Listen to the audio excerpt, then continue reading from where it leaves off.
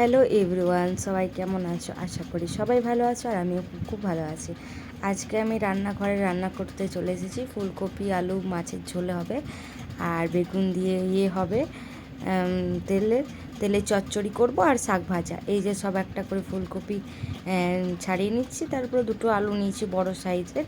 আলুগুলো কেটে নেব, খুব একটা বড় না, খুব একটা ছোটো না, মিডিয়াম সাইজ কেটে নেব আলুগুলো। এক করে কেটে নিচ্ছি। আজ মা মাছ নিয়েছে, তাই ভাবলাম যে আজ মাছ রান্নাটা আমিই করব। সাধারণত রান্নাঘর আমি খুব একটা যাই না, যাই বলতে এমনি খাবার হয়তো খেতে গেলাম, বাড়তে গেলাম, রান্না টান্না করতে খুব একটা যাই না। যখন ইচ্ছে করে তখন যাই। ওই জন্য মা আজকে মাছ নিয়েছে, তো বললাম যে আমি রান্না করে দেবো, রেখে দাও, আমি কেটে কুটে বেটে আমি সব রান্নাবাটি করে নেব। এই যে বেগুনটা কাটছে, বেগুনটা ধরতে গিয়ে হাতে কাটা পড়ে গেল। এটা মাছের তেল দিয়ে চচ্চড়ি করব, তার জন্য। আর বেগুনটাকে ছোট ছোট ডুবি ডুবি করে কেটে নিচ্ছি, একটু একটু করে সব কেটে নিচ্ছি। বেগুন দিয়ে তেলের মাছের চচ্চড়িও বলে, কেউ ভাজাও বলে, আবার কেউ অনেক রকম অনেক ধরনের বলে। তো এটা খেতে বেশ দারুণ লাগে, একদম ঝালঝাল ব্যাপারটা হবে, বাস আহা জমে যাবে রান্না।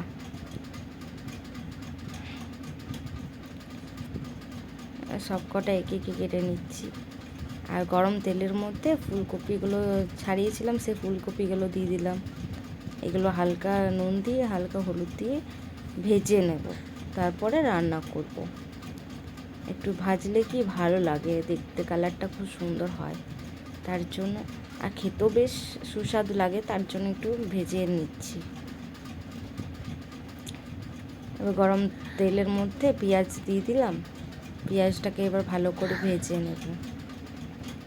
গরম তেলের মধ্যে পেঁয়াজটাকে এই স্লাইস মতন কুচি কুচি করে কেটে নিলাম। আর এই যে আলু কেটে রেখেছিলাম, সেগুলো আবার ওর মধ্যে দিয়ে দেবো। ওর মধ্যে দিয়ে ভালো করে ভেজে নেব।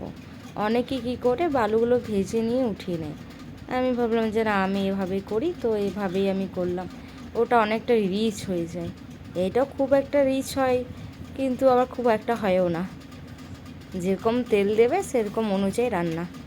কম তেল মশলা দিলে কম তেল, রিচটা কম হবে, আর বেশি তেল মশলা দিলে রিচটা একটু বেশি হবে। তাই দিয়ে দিলাম নুন হলুদ দিয়ে ভালো করে ভেজে দিয়ে ঢাকা দিয়ে দেবো। ঢাকা দিয়ে দিয়ে এটাকে ভাজতে থাকবো আমি এখন,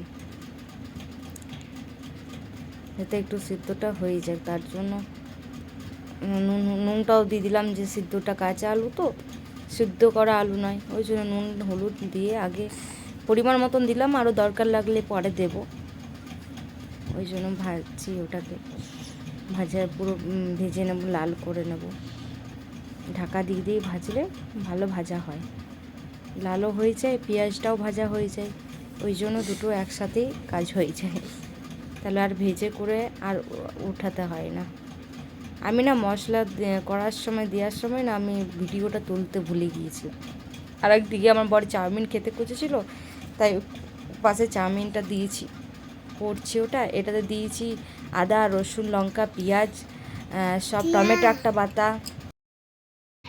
টমেটো বাটা, আর শুকনো লঙ্কা গুঁড়ি, কাশ্মীর লঙ্কা গুঁড়ি দিয়ে দিলাম, কালারটা একটু ভালো আসবে, ওই জন্য দিলাম। আর আমি এক্সট্রা কিন্তু হলুদ দিয়েছি, আমি লেগেছে, হলুদ নুন দুটোই লেগেছে, পরে আমি দিয়েছি।